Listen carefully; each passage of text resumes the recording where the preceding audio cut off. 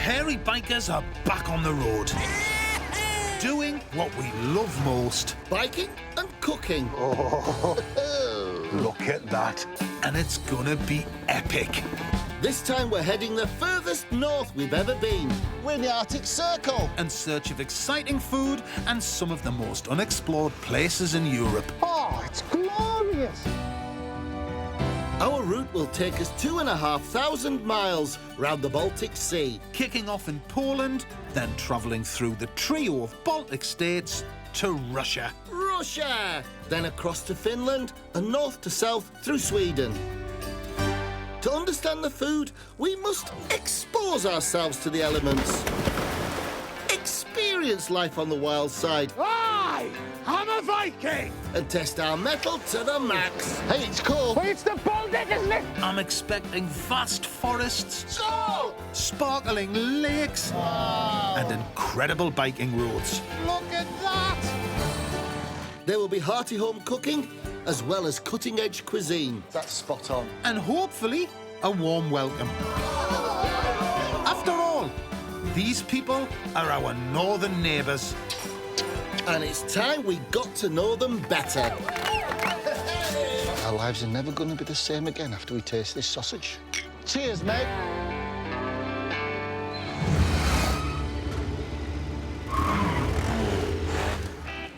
This time we're on a journey with a difference. Because we're in a country steeped in power, drama and revolution. But we're on foot, and I'm not happy about it. There's no bikes. There is bikes. It's covered. I'm feeling twitchy. Despite my Geordie friends' gripes, the truth is we're onto something really special. Because the city that we've rocked up in Albeit on foot. will enable us to pull back the Iron Curtain good and proper. We've arrived in St. Petersburg, Russia. The Big Bear. I'm so excited. There's tons to see. But we really need bikes, dude. I mean, you know, we're the hairy bikers, not the hairy hikers. It's still different here. We couldn't bring the bikes across the border. It's not my fault. Oh, stop your mourning. A little straw won't kill you. And anyway, I've got a surprise lined up. Isn't she beautiful? Simeon! Hey. My friend. Thank you, Simon, Simeon, Simon. Nice to see you. Здравствуй, my friend. How are you? So what do you reckon, Si? You are having a flip. And No. where's the other one? No, that's for us. So you can pop in there, beefy cheeks. We're going to die. We're not. That is a Cossack Euro Mars Mark III. For 37 years I've had this catalogue, Si. That looks nothing like that. Oh, it does. It's the first motorbike I ever had in 1976. That is 650 cc's of pure and adulterated apathy. What are you doing? Yes, here it is. Simeon, починить, What does that mean? repair. Починил. Every day, remote, every day. That's it, every flaming day. Yeah, but it's user-friendly. And I thought it'll give you a break in the sidecar. Careful you don't fall through the bottom. Oh, brilliant. Do you know, my mother used to have a flap like this on a wheelchair when it was raining. Well, it could have been a tartan rug or something. I can't believe you're doing this to us. I hate you, Myers. Yes!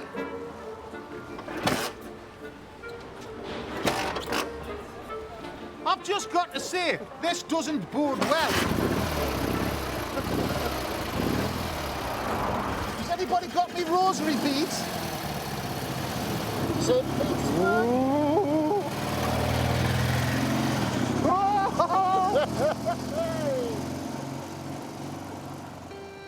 The city we're about to explore is located on the western edge of Russia's vast landmass. nearer Europe than most of Russia, St. Petersburg's a shimmering jewel on the shores of the Baltic. It was the imperial capital under the Tsars and is jam-packed with history. It's where an empire was lost and communism began to flourish. And now it's New Russia. I wonder what so much change has meant for the people and the food.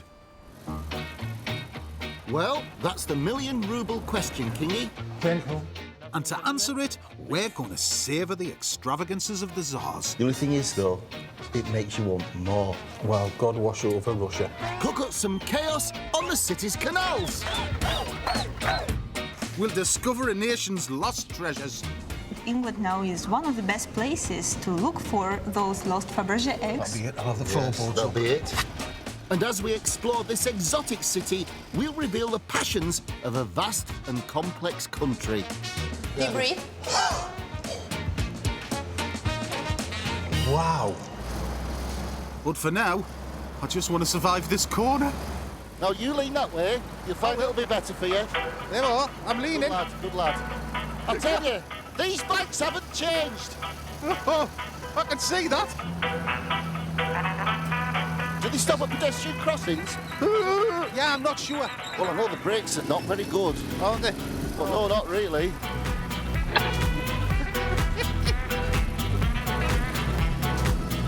Oh, this is it, man. We're on it. We're on the Nevsky Prospect, the main street through St. Petersburg. And what a way to travel in style, Kingy! We're doing what Napoleon didn't manage. It does remind me when I was a student in the golden age of punk, going up the old Kent Road. I am an antichrist. Hey. Oh, look, there's the Winter Palace, mate. But in this square there was anarchy, wasn't there? And that's where the Bolshevik uprising started, wasn't it? For nearly 400 years, the awesome Winter Palace was the official residence of the monarchy. From here, the Tsars ruled over a vast empire. But Lenin and the Bolsheviks had different ideas. When they stormed the palace in 1917, it triggered the birth of the Soviet state. A year later, the communists shifted the capital to Moscow, abandoning one of Russia's most beautiful cities. Dude, I'd heard St. Petersburg was nice, but nothing prepared me for this. I know, mate. I'm blown away. No wonder they put the Iron Curtain up. It's mint. Righto, Mr. King. What I want to know is what effect so much upheaval has had on Russia's food and culture. Well, let's start breaking it down, preferably into bite-sized pieces. Our first stop is a restaurant where every dish, like the wallpaper, tells a story. If we want to eat our way through Russia, past and present, this is the place to do it. Igor is the genius chef and Dacha is the manager. All our dishes are recognizable for guests. They may find in the dishes something from their childhood, from their past. That's what we do here. Igor is going to cook 3 dishes, each evoking a different period in Russian history.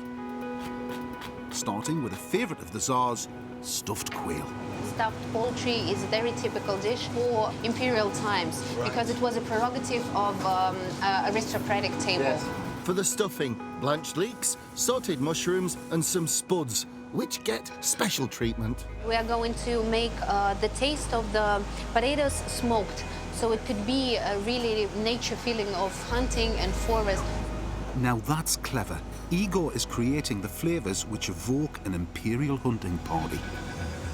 I can see the story Yeah, of the dish absolutely. building up. Absolutely. Every flavour has a purpose and a reason. Now we combine all the 3 ingredients. Oh, yeah, that's worked. Now, keeping to the forest theme, there's some hazelnut paste. Now we stuff the quail. Very gentle. Quail in oven, it's dish number 2, the tourist's breakfast. This time, Igor's drawn inspiration from Soviet-era camping trips. There was canned food, which was called tourist's breakfast, and inside there was porridge and meat. Back in the communist days, the meat was, well, let's say unspecified. But Igor's using prime steak. Capers, onion, mustard and horseradish. And now, more theatre. Originally, this canned food was warmed up on a campfire. That's why Igor uses again his smoking technique. We just shake it for meat to consume the aromas and and the taste. Where once was communist porridge, Igor's creating a spinach and barley risotto. He's good, isn't he? He's damn good. Now it's all about the presentation. Ah, brilliant. Originally, people ate already from the can. The garnish is potato, charred bread, campfire coffee, and sprigs of fried thyme. The texture is like chips.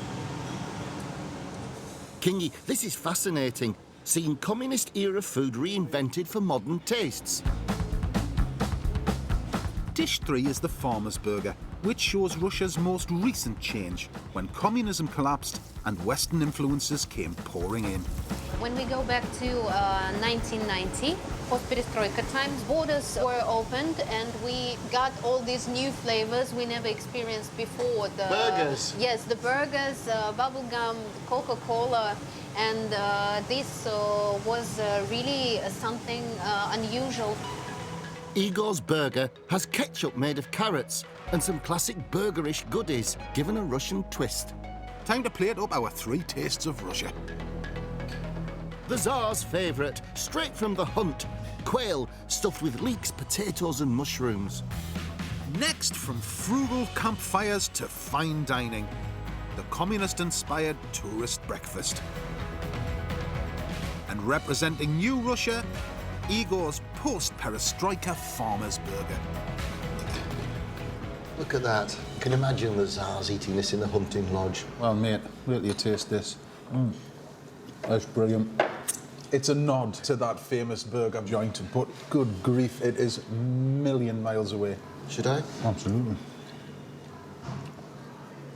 Oh, what a reveal, man, at the table. That's mind-blowing. He's done, you know, the kind of camping food of the communist era, but made really, really special. Oh, yeah. But do you know what? I think that these 3 plates of food have kind of set the tone for the trip. And what a trip it's going to be, dude. Just look at this place.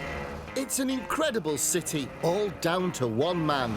Oh, look, there's Peter the Great, the architect of this great city.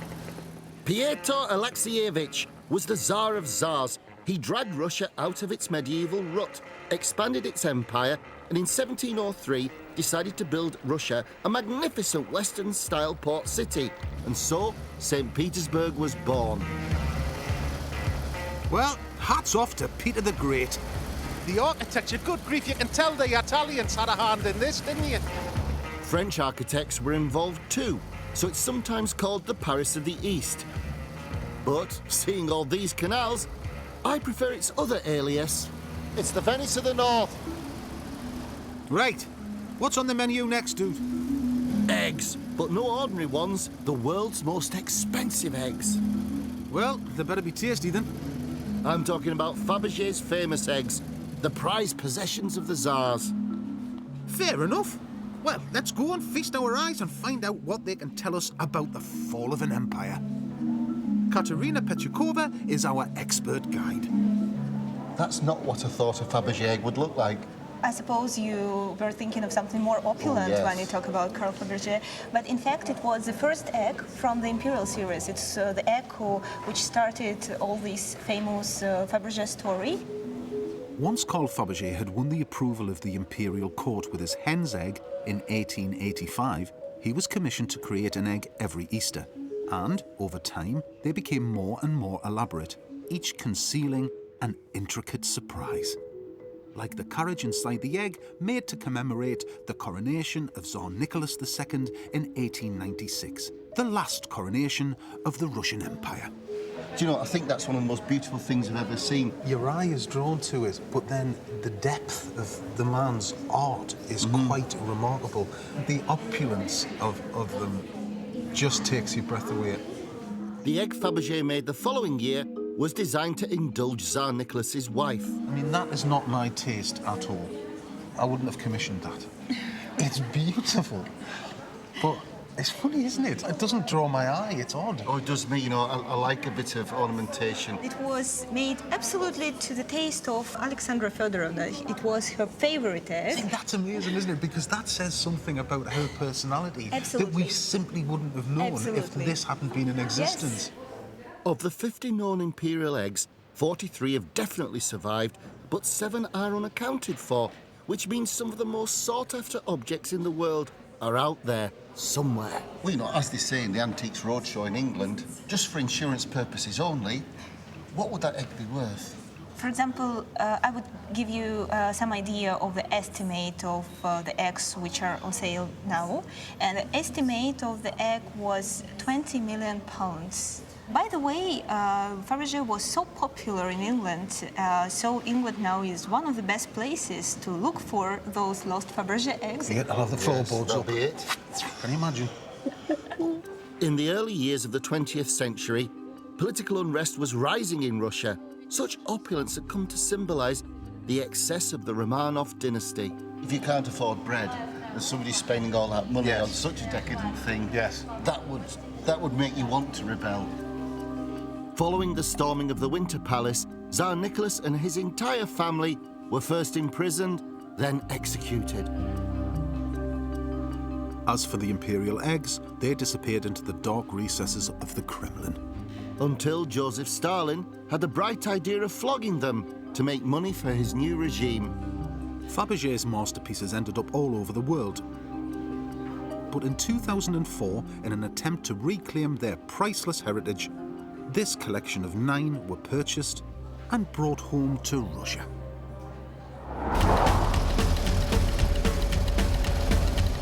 What beautiful things those eggs were, Si.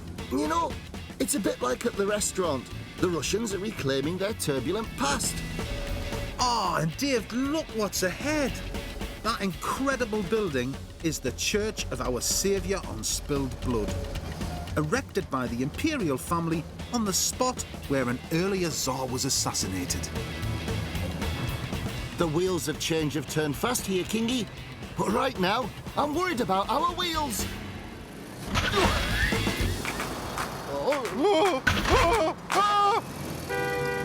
St. Petersburg, we have a problem. Hold on, hold on. I've got neutral. Right, go on. Right, let's push it. No. Come on, get in. Right, Go. right, clutch in, gear. Now let it out and see what happens. Come on. I told you we were going to die. Relax, Mr. King. She's purring again. Going back to the Tsars, though, it would be nice to get a flavour of what graced the tables in the Winter Palace, wouldn't it?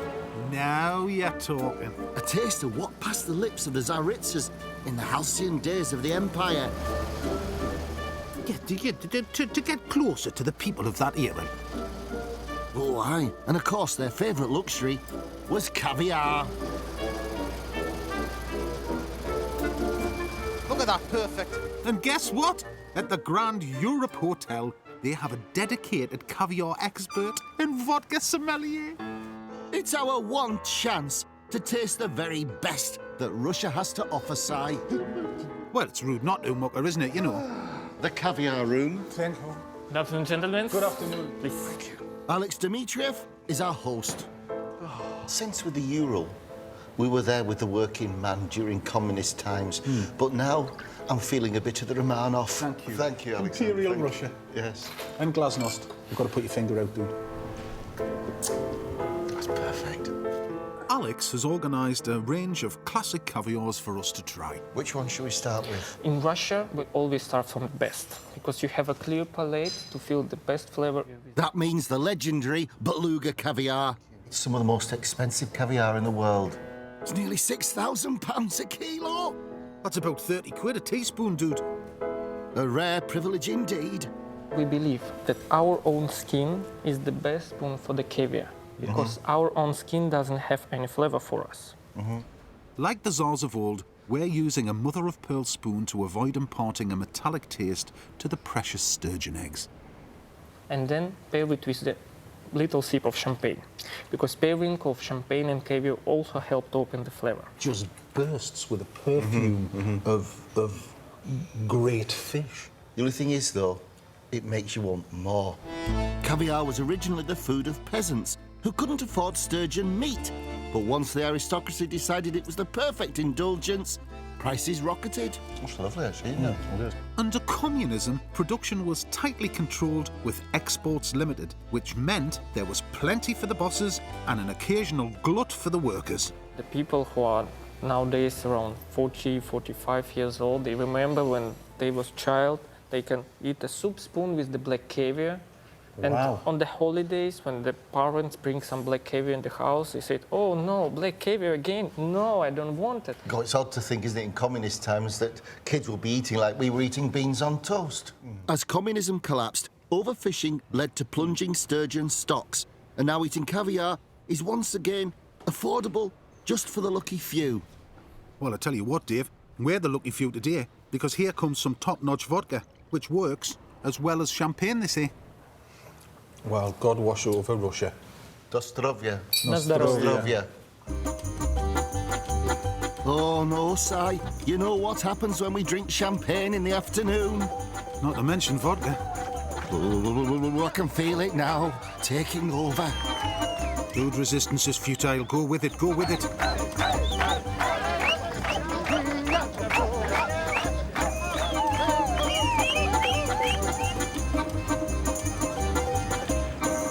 Where were we? Oh yes, caviar. But we've got a recipe everyone can afford to enjoy, though. It's aubergine and walnut caviar with blinis, to be cooked as we cruise St. Petersburg's canals, en route to the great river Neva. Reg! Oi! Now, you'll hear us do that every now and then, because the bridges are quite low and we don't have, I've had bother with me buns. Yes, it's not that we're being divas on the Neva. Oh, no, hello! Aubergine caviar starts with an aubergine, or two. And for added flavour, Mr. King, 2 cloves of garlic sliced thinly. Oh, look at this perfect, purple, fresh, beautiful, wet garlic. So I'm stabbing the aubergine, because I'm going to put in the slithers of garlic. Find a slit, look at that, get it in, stuff it to the gills. Look at that, that's how you want your aubergine to look. There's more perforations in that than a Cheshire housewife when she's come back from having a Botox. Just pop that into a preheated oven, 45 to 60 minutes, about 160, 180, till they're blackened and succulent. And the Neva is going to be caressing the savoury scent of garlic-encrusted aubergines. Now for the blinis. Now, the reason why you're sieving the flour is you are going to get lighter blinis. We want our blinis to be lighter than an angel's fart. Reg! We're not there yet. Oh, I'll be all right. Now, the chief ingredient in blinis is buckwheat flour. Buckwheat flour comes like this. Micro buckwheat with little lady there. To about 200 grams of bread flour, add about 50 grams of buckwheat flour. That's going to give the blinis a lovely sour taste. Add a teaspoon of salt. Oh, shine a light. No, that's Somebody put the lights out there. Oh, hey, ho, ho! Anyway, back to business. Look at this perky packet of dried Russian yeast. I love a bit of continental graphics. But first, pop your milk into a saucepan and add some creme fraiche. Yeah. Now, I've got some dried yeast here. I'm going to pop that in to my dried goods. Now, we only want that to be blood temperature. Yes, we do. If it's too hot, you're going to kill the yeast, and it'll be a disaster. Next, separate 2 eggs. Put the whites aside and pass the yolks to your friendly neighbourhood Geordie to mix and add to the pan. There's your wets. Oh, thank you. Now, we just mix the creme fraiche and the milk and the egg yolks into the mixture of the flours, the salt and the yeast. You're not going for a dough, you're going for a batter. Lovely. But leave this out of a draft for about an hour, and in that hour it's going to rise like Bolsheviks breaking off the shackles of imperialistic oppression. My friend, take that to the galley. Thank you. It is down there. I will. Reg! Ah, this is an important bridge, though, Kingy. This is it, dude. The real big River Neva, running a couple of miles from the Baltic Sea.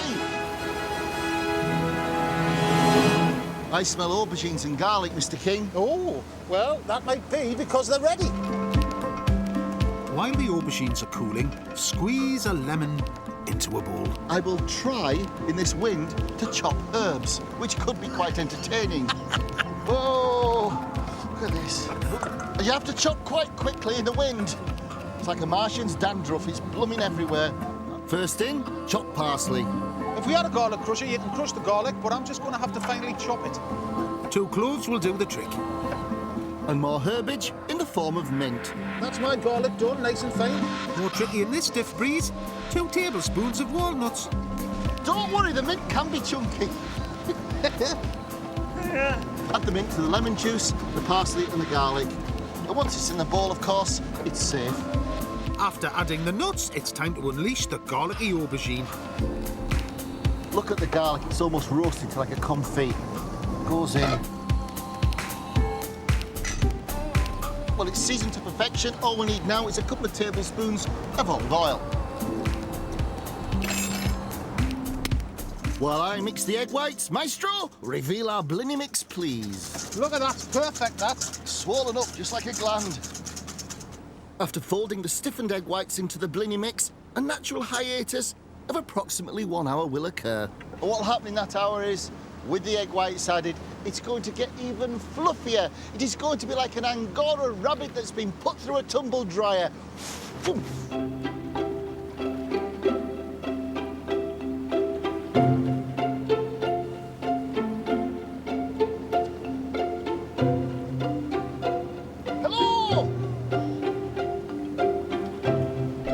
Trying to cook blinis on a gas hob in a sea breeze is not ideal. So we're heading back to the shelter of the canals. Perfect. A perfect end to a perfect St. Petersburg day. Aubergine and walnut caviar with blinis. Finished off with pomegranate seeds, sour cream and a dash of dill.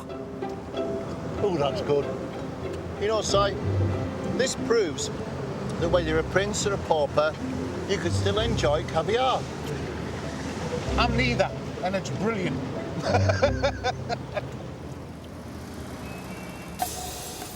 Morning has broken, and we're back on St. Petersburg's main artery, Nevsky Prospect. Do you know what would make things easier? If we had a blooming mirror. I can't see what's going on. Excellent! What's going on? There's a bus behind us. Peter the Great planned Nevsky Prospect as the start of a road connecting St. Petersburg to Moscow. Though for most of the 20th century, this city wasn't called St. Petersburg. Correct, Si. After Lenin died in 1924, it was renamed Leningrad in his honour. And it was as Leningrad that it suffered its great tragedy, the siege of Leningrad in the Second World War. Cut off from the rest of Russia by the German army with no food or supplies, around 800,000 people died. But the city didn't buckle and became known in the Soviet Union as a hero city. I wish this Ural was being a bit more heroic. Oh, much as I love her, she does have a dicky clutch. Hey, you want to try sitting in here, mate? Anyway, I've called our man Simeon, who suggested we meet him and our translator Misha at a cafe. This is Bolshaya Konashenaya, otherwise known as the Donut Cafe. I can't think why, dude. This place has been serving donuts to the good people of St. Petersburg for nearly 60 years, right through the Cold War. And the Soviet vibe is more than skin deep. The decor, crockery, greasy donuts and coffee remain the same as they were in the old days. Could I have a macchiato, please? So it's a double espresso with frothy milk. Schlako. I'll have one of them then. 2 Schlakovs. Spasiba. Doi. Spasiba. See? So, hey, you're fluent, dude. Ah. Fluent. Meet Gavarit Ruski. Hey! Smarty pants, what's donut? Donutsky. This, да? Ah, dis Donutsky. Donutsky? Is that what it is? Obviously. Oh, spasiba. Think it's instant. I can't believe it. I was looking forward to a mochaccino. Simeon. The Russian name, Pishka. Pishka. Pushka. Pishka. Pishka. Misha. Great. Can you do some translating for us? Of course. Thank you very much. Say, Dave, You've been very modest with the 2 donuts. Wow, I've got to talk. Well, I talk the same as he, I talk the same as you, so I talk twice more. Excellent. As well as a vintage bike nut, Simeon is a teacher. So while munching on Soviet donuts, we're going to take the chance to chat about times past. The queue here. People obviously love this place. It's very simple. Coffee comes one way. It's already sweetened. It's condensed milk. That's how and it only is. one variety. And one variety of donut. What was better during communist times? Знаете, я родился в СССР, меня бесплатно учили, бесплатно лечили. I was born during the communist days. Yes. I was raised during the communist days. I had free education, I had free medical service, I had a job provided to me, and all of my friends had the same level of it. Да, и считалось, что если я должен, ну, что все должны работать. Philosophy was that everybody had to work. For example, if you bought something and if you sold something, technically a business, you were speculating. So you were a parasite. So do you think since the collapse of communism, the disparity between the rich and the poor has got too big? Конечно, она огромна, значит, все национальные богатства, значит, нефть, уголь, газ. The abyss is enormous. All the national wealth, oil, metals, diamonds, gas, used to belong to everybody, technically, Yes. but now it belongs only to a few individuals. Would you go back to a St. Petersburg, minus the cars, minus the neon, and minus the bling? Я бы захотел жить там. Да. Да, I однозначно. would go there now. Right. Wow. Я-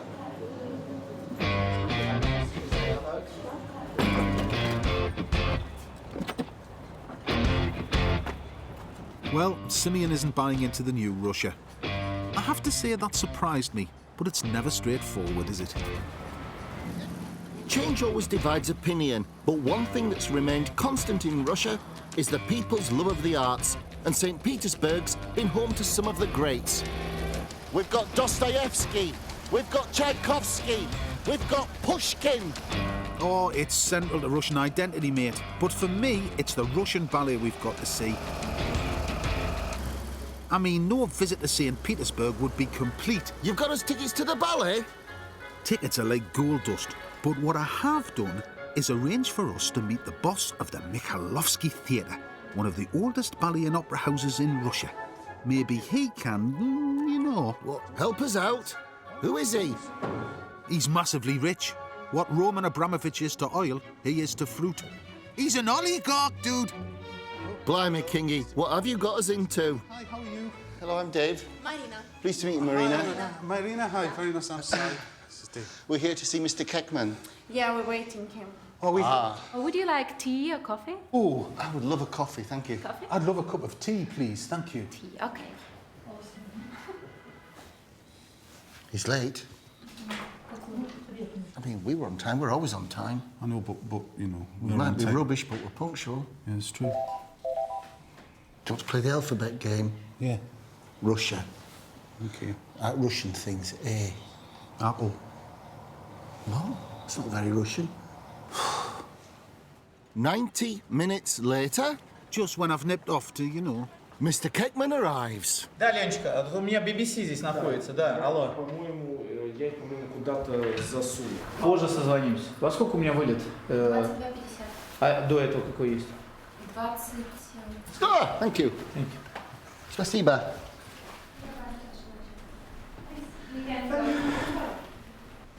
Nice to meet you. Nice to meet you. I'm Si. Nice to meet you. Nice Sorry. to meet. Our translator, Misha, is at the ready. How long? What do you think we talking? What do you think? Oh, not long, really. Not long, really? No. Not long. 20 minutes? No.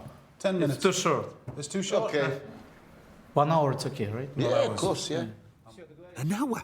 Blimey, what we're going to talk about in all that time. Вот здесь этот был. Саркази, да. Sarkozy. Sarkozy. Yeah. Oh, and here he is with Shimon Peres. Wow. Так, переводи. Right, well, I'm just going to have to ask what we came here to ask. Dave and I wondered if you would give us permission to have a look round behind the scenes a little bit. And maybe see some ballet. Пожалуйста, с удовольствием, конечно. Это очень важный момент, безусловно. Of course, with pleasure. Well, Thank you. Spasiba. Oh, now what? We've got 45 minutes left with a Russian oligarch. We hear a lot about very successful Russian businessmen. They make a lot of money, but then they can do what they dream about, even if it's buying a football club in Britain or, you know, or having theatres. Is business your first love or the arts? Трудный вопрос на самом деле. very tough question. I guess in my theater life, I'm using all of the experience that I have gained in my business life. Yes, yeah. And what I do in the theater, this, I would say, is a new stage in my life. You mentioned the football club. Yeah. Most probably you were implying Mr. Roman Abramovich. Yes. And, I'm very often laughing. To be a manager of a football club, you're managing only 11 players. Mm-hmm. I'm managing a theater with an opera and a ballet. Okay, maximum 20 players. Big different. So for an art lover, are things better or worse since the end of communism? Ну, однозначно лучше, конечно. For me, for sure, better. Mm-hmm. Это новая Россия, безусловно. If you compare communist Russia and Russia today, these in a way are two different countries. Mm-hmm. And so many things have happened. However, we would like to keep our traditions that go back longer, because traditions make countries stronger. Yes. And Britain is as strong as it is, in many regards, is thanks to your love for tradition. I had no idea Russian oligarchs were so friendly, Dave. I'm going to stick my neck out here. Can I ask a personal question? Would you mind buying Newcastle United so we can get rid of the idiot that we've got, please? Тогда, Владимир Абрамович, пожалуйста, купите Ньюкасл Юнайтед, чтобы уволить вот этого идиота, который там у них тренером, я так понимаю. Нет, меня футбол вообще не интересует. I apologize, but no interest in football. No, me neither. Sorry, lads, I tried. I did try. So, pre-show cocktail? Hang on. Before going to the ballet, we need to get really dolled up, dude. How? Well, before coming, I organised some togs which could suit an occasion like this. What sort of togs? Some haute couture Russian style, dude. Come on, let's go and pick them up. Don't know where to look first. It's this world of colour and wonderful things, isn't it? Fab, isn't it? After moving here from the Ukraine when she was 8, Tatiana Parfenova studied art at the Leningrad Institute of Painting. But as Russia moved from communism to capitalism, she began designing clothes and opened her own fashion house in 1995. Everything is handmade and reflects her love of nature. My brief was to design us shirts which gave her take on the story of Russia. Here goes, dude. Deep breath.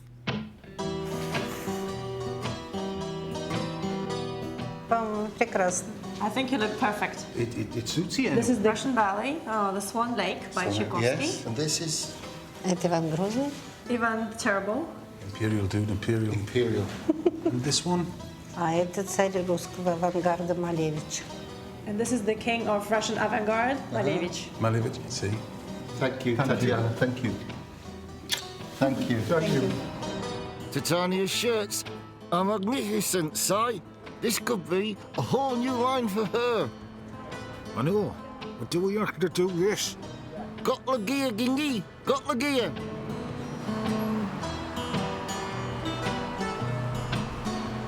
A night at the ballet and dressed by one of St. Petersburg's leading designers. This is exciting, It Dave. is very exciting. Backstage pass. Yeah. Excuse me. Thank you. Mario Vitali Labrador is one of the company's leading men. For me, it's a trip down memory lane. This is your natural home and environment, wasn't it, for a long time? Yes, 23 years in makeup rooms. I used to do a lot of prosthetics, a little bit like that. It's such a creative place. A lot of these women have been working here for many years because they know the importance of theater and dramatic art. Is Russian ballet very different to ballet, say, in England or the States? Is it a different culture here? Oh yeah, different culture, different mentality. Yeah. Things here are very, there's lots of traditions that they keep, you know, you have to be, you know, have good form, good physical form, you know, have to Yeah. be thin, you know, you have to, lots of stamina. Such a tough regime here, Si, and so technical. It's the quest for perfection, dude. But it's resulted in some of the greatest performances the world's ever seen. Right, Kingy, let's sit back and drink deep from the well of Russian culture. I thought it was Don Quixote. Shush.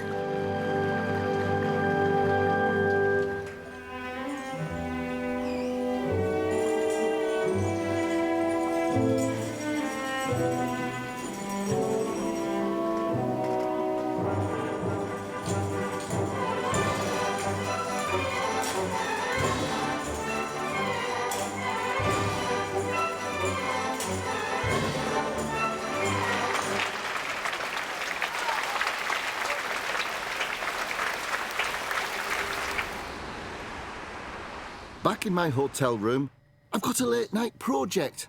A little present for Kingy, a memento from this fabulous city, inspired by our visit to the Fabergé Museum. As we found out in the museum, there are still some Fabergé eggs on the loose. I think it's time to unleash another one. That's a picture of Kingy. Look at his little chops there. I'm going to print it out, stick it on, varnish it. Nobody be none the wiser. It'll cheer Mr. King up a treat. After all, he has put up with that sidecar. OK, it's not going to look like Fabergé's enamel, but from a distance, the spirit is there. I can't wait to give it to him. After all, he's been such a good egg. A new day, and what a perfect day for a cook-up in the country. Our translator, Misha, has got a friend who's invited us to her dacha for an al fresco lunch. It's the perfect chance for us to cook one of our favourite dishes, the great shashlik, and to hit the open road.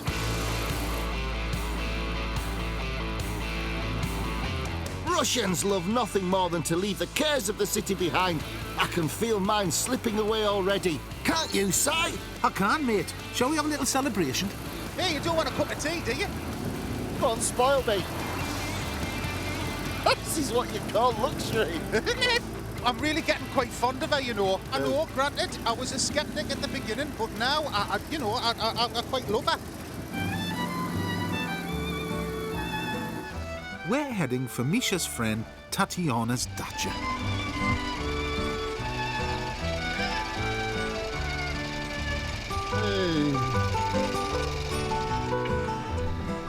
Well, this is great, isn't it? Hello, how are you? Tatiana's family dacha dates from the communist days. Under communism, the state provided equal-sized plots where people could build a little home, grow veg and relax. It was a way of the state offering the people a diversion from their harsh lives in the city. And whenever the great Soviet agricultural program failed, the food grown at dachas became essential. But no food shortage today. We're going to cook a dacha favourite, which became popular when travellers brought it back from Georgia and the Caucasus Mountains. Shashlik. With 2 dipping sauces. It's freedom from the city. And whether it's imperial times, communist times, Russians have always found freedom and freshness in the dacha. And that is why we're here. And we believe that in your dacha, the dish of choice has to be the shashlik. Now, fundamentally, it's a kebab. It's a kebab, a shash. I can't say it. Do that, Dave, do that. Just once. Go, like that. Right, now say it. I love a shashlik kebab. Now, a shashlik can be made with either beef, pork or lamb. We happen to have this fine piece of Russian pork, so we're doing a pork shashlik. So I'm just going to dice this beautiful piece of pork shoulder, so about that big. The secret is the marinade. It needs to be marinated between 3 to 4 hours or indeed overnight. Our marinade kicks off with olive oil. A glug will do. Because we're at the dacha, we're more relaxed, we're not so formal now. 100 ml, that's a good glass of white wine. A tablespoon of cider vinegar. I'm not measuring anything, I don't think we need to. Onion, 1 large, peeled and diced. Our marinade continues with 4 cloves of garlic, 4 cloves, give them a crack, a teaspoon of paprika, a 1/4 teaspoon of cinnamon. And the last ingredient in my magic mix, it's 3 crumbled bay leaves. Into the marinade with the pork and give it a good old mix. No shashlik would be complete without dipping sauces, and we're doing 2. First up is a truly delicious plum sauce. Just strain some ripe plums into a bowl, add a chopped red chilli, a tablespoon of sugar, a teaspoon of cider vinegar, and 2 tablespoons of finely chopped coriander and dill. Season, and you've got a thing of beauty. Our second sauce is as simple as it comes. Sour cream, handfuls of finely chopped parsley, dill and coriander, a pinch of sugar, a teaspoon of cider vinegar, and a grind of black pepper. Time to light the Barbie dude. You know what? Tatiana's dacha makes communism look pretty benevolent. Ah, but her mum Lydia's got a different slant on it over here. Но это были... Я работала начальником отдела игрушек и пионерского снаряжения.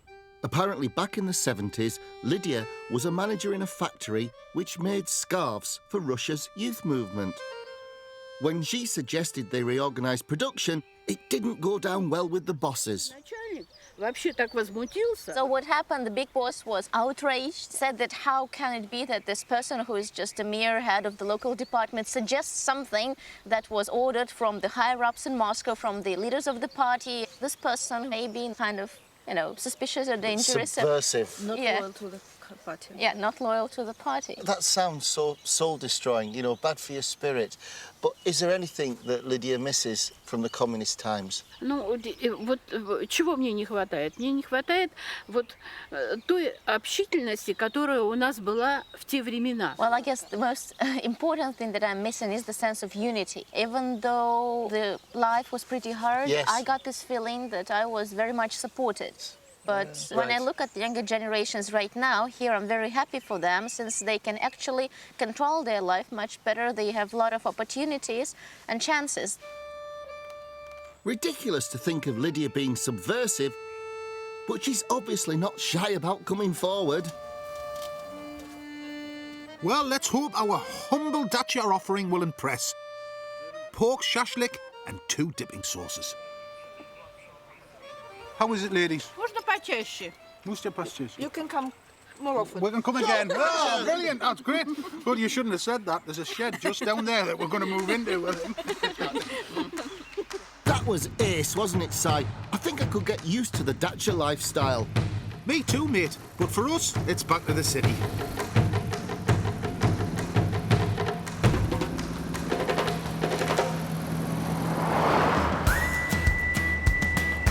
Last day, Dave? Last day aboard my beloved Ural. And the one thing we haven't done yet is find out what's on offer for your average Joe in modern St. Petersburg. And I'm kind of hoping it involves something sweet. Well, how about a chain of boutique bakeries? Spot on. Whoa! Oh, wow. Mr. King, I think there's every chance you'll get your fancy coffee here. The choice is fantastic. There's more than just donuts here, mate. This is the Boucher Bakery's main branch, a post-perestroika venture. It's in stark contrast to Lydia's tale from yesterday, isn't it, Dave? Here, free enterprise is blossoming. Yeah, there's a very new Russia vibe, and now everyday folk can afford these lovely little luxuries. We're joined by manager Anna Gavrilova. How long has the bakery been open? It's more than 16 years. It's a big network. Is the patisserie here like a French patisserie? Not only French. We are like an international bakery store. Not what you expect. No. Anna's invited us to go behind the scenes in the decorating department. The smell! It's like Charlie and the Chocolate Factory. Chocolate Factory. Wow, look at these, dude. It looks like every character from every kid's movie you've ever seen. And a few you haven't. Oh, man, look at the roses, the white roses. Look how she's feathering the edge of the icing. That is such delicate work. Are these cakes going to be for the shops? Some of them goes to the shop. Yeah. Most of them goes to the special, like a special order. Yes. In New Russia, there's disposable income around, so people can afford to be a bit frivolous. But it takes skill to deliver such fanciful ideas. Ballerina. Look at the expressions on her face and the detail. Look, the collarbone and all that. It's absolutely... Looks like you. It is. It's beautiful. Thank you. May I? That is like the Fabergé egg that we saw. Do you make this? Ah! Just want to ask this lady, did she go to art school? Does she draw and paint as well? Just says I'm still learning. The marvellous Boucher Bakery has given me an idea, but it's a bit hush-hush, so I need a word with Anna. Take Dave in his whole gorgeous loveliness, and can you make me a cake like that? For sure. Awesome. He's gonna love it. Look, Dave, these are the first kind of utilitarian flats we've seen, aren't they? They are. But 5 minutes down the road, and we're back to the splendour of empire. And that's the thing for people here, isn't it? To reconcile these different eras, when the Soviet Union collapsed, there was a referendum on the city's name. Should it remain as Leningrad or return to St. Petersburg? Remain faithful to communism or return to a heritage the communists took away? And heritage won. St. Petersburg it is. We should raise a glass, you know, to this wonderful city. And of course, there's only one drink that could possibly do the job properly. Vodka. From Peter the Great to Perestroika, Russia and vodka is a timeless combination. What is it about this magical spirit that lights this great country's fire? Let's go to the Vodka Museum and find out. Whoa, London! Hey! Right, time for a tipple. Eugenia Gerasimova is a vodka specialist. Eugenia has prepared a selection of vodkas for us to sample, along with their traditional accompaniment, pickled snacks called zakuski. Firstly, I would like to tell you a secret. A lot of people think Russian vodka should be cold. No. Russian vodka should be room temperature. Really? And shots should be frozen. Well, I flippin' never. So it's the glasses that need to be frozen and not the vodka. Not the vodka. So we will start from left to right.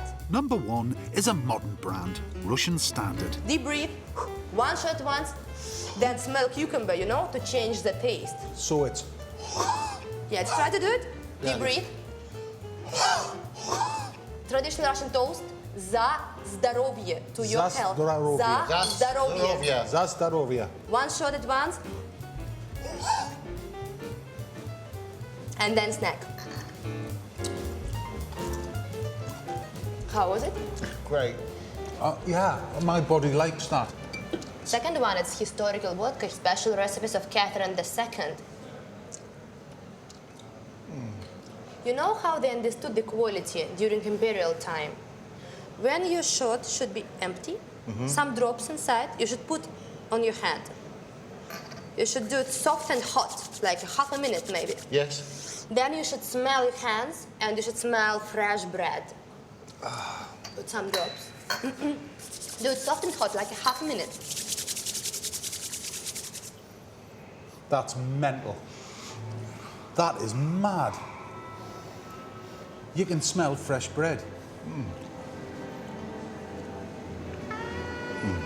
Oh, that's nice.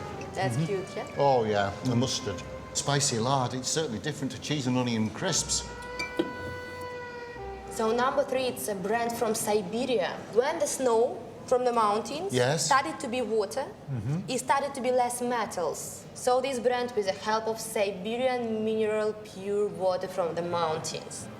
You know, you sell it really, It's fantastic, really well. isn't it? It's just great. You're on this, like, glacial voice, aren't you, of wonderfulness. It's wonderful. Are you married? Not yet. And once. That's smooth. Pickle. Oh, wow. Last one. Last one. Special recipes. Horseradish, honey, Yes. and special secrets of our barman, of course. Cheers.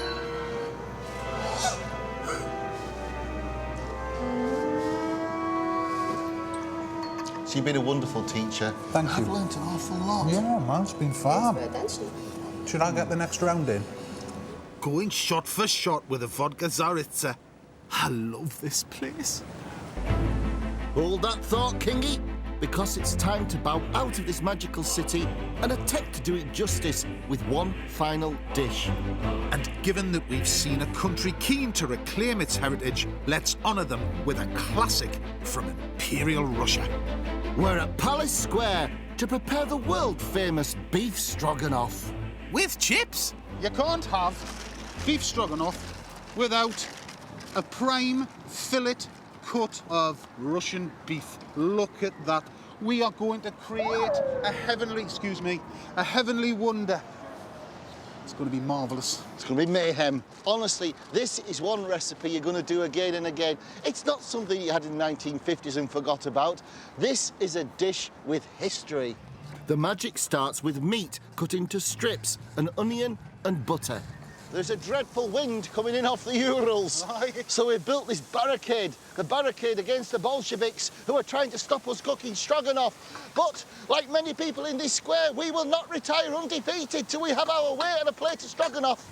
Any stroganoff worth the name needs plenty of mushrooms. It's a dish that we've been dying to cook on the telly for years, because it's one of our favourites. Years before the bikers, King would come up to my house and I always had a big bowl of beef stroganoff and chips. We used to use Rick Stein's recipe, but we've got our own now. Sorry, Rick. It's one of those dishes like Beurre Bourguignon that, you know, you kind of cooked when you first got married in 1974. And you think it's like, in the 50s, you know, when you just got your first cooker and you get a bit flash, you know, and you get one of those continental cookbooks. Oh, I've got a beef stroganoff. But, you know, it's brilliant, and it's a dish, I think, that's well worth revisiting. Oh, great. I've done it again with a spoon, haven't I? The spoon's going to be too big for the jar. Dude, it wouldn't happen to Rick Stein. No, it wouldn't. It wouldn't. His spoons are selected. Right, take a spoon. And a nice tablespoon of mustard. To moisten things further, beef stock and soured cream. And mix that up. At which point, the time for those seasoned strips of steak has arrived. We're only going to cook this for a minute, 2 minutes, in a really, really hot pan. And once the heat's up, a good slug of brandy. Shall we? Just for the purposes of absolutely research. The symphony of beef, salt, black pepper and brandy. Well, a little bit of butter. All it needs now is a squeeze of lemon. About a teaspoon should do us fine on this. Don't overpower it. And just taste it. If it needs more salt, give it more salt. Needs more lemon, give it more lemon.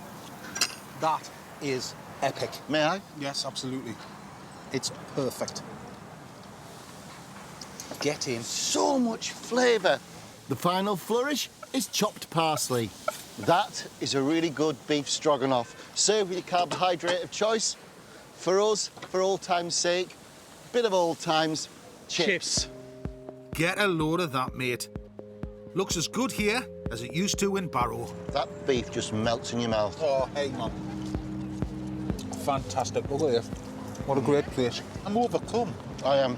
I arrived with a bit of trepidation, but, you know, right from the chaos, when we picked up the Ural, I knew this trip was going to be special. Kingy, I will remember this trip for the rest of my life. And I wanted you to have something to remember it too. In the spirit of perestroika, it shouldn't be just the Tsars that have one of these.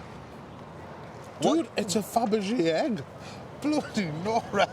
That's what I've been doing, sitting in the privacy of my little room. That is incredible. Give us a kiss. Hey. Do you know what, though, dude? I want you to remember this trip as well, and I've got something for you. Here is the cake. Whoa! Oh, fantastic! Yeah, we look good, didn't we? We do! We've lost about 4 stone each there, dude. We have! Hey! Olga, thank you so much. It really is the icing on the cake. What a great representation of our trip. Imperial Russia and then post-perestroika with the Boucher Bakery. Aye, and with a bit of Leningrad thrown in. Next time, we're stripping everything back to basics. The food, tasty, generous cuisine. And ourselves in the brilliant and eccentric Finland. Definitely not as bonkers as it sounds. No.